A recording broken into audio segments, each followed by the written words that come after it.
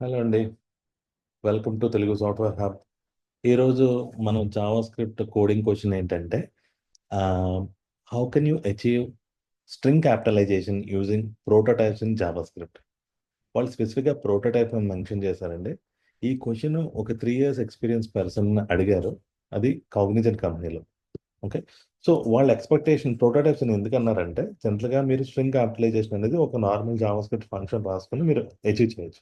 But వాళ్ళ యొక్క implementation వాళ్ళకెట్లా కావాలంటే, మీరు రాసిన ఫంక్షన్ అనేది డైరెక్ట్‌గా స్ట్రింగ్ మీద అప్లై చేయాలన్నమాట. అంటే యూసేజ్ ఎలా ఉండాలంటే, ఫర్ ఎగ్జాంపుల్ మనకిప్పుడు హలో వరల్డ్ అని ఉంది. Okay. Dot to upper case అని కొట్టారనుకోండి.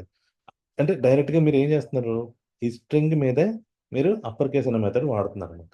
అది మనకి హలో వరల్డ్ అని ఇలా అప్పర్ క్యాపిటల్ లెటర్స్‌లో కన్వర్ట్ చేస్తుంది. అలాగే మీకు ఆహ్ హలో వరల్డ్ అని ఉంది. నాకు మీరొక కస్టమ్ ఆహ్, ఫంక్షన్ రాయాలి. అదెట్లా అంటే ఇట్లా. సో, టు క్యాపిటలైజ్ ఇలా యూసేజ్ చేయాలి. డైరెక్ట్ స్ట్రింగ్ మీద అప్లై చేయాలి. ఇట్లాంటి ఫంక్షన్ మనకి జావా స్క్రిప్ట్‌లో లేదు. మనం తయారు చేయాలది. అలా తయారు చేయాలి అంటే మీరు స్ట్రింగ్ డాట్ ప్రోటోటైప్స్ అంటే మనం ప్రోటోటైప్స్ యూజ్ చేసి చేయొచ్చనమాట ఇట్లా. So, prototypes dot to capitalise అంటే డైరెక్ట్‌గా ఆ మెథడ్‌ని మనం ఇలా స్ట్రింగ్ మీద యూజ్ చేసుకోవచ్చనమాట. సో, ఇట్లా రాసి మీరు ఆ లాజిక్ రాసుకుంటే సరిపోతుంది. ఓకే.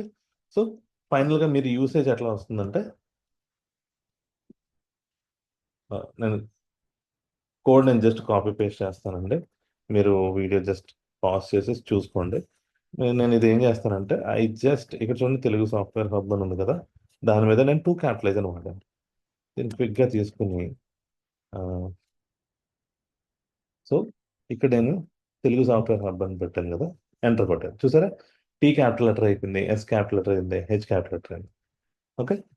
ఈ విధంగా మీరు సింపుల్‌గా ఆహ్, స్ట్రింగ్ మీదే మీకు కావాల్సిన ఫంక్షన్స్‌ని అప్లై చేసుకోవచ్చనమాట.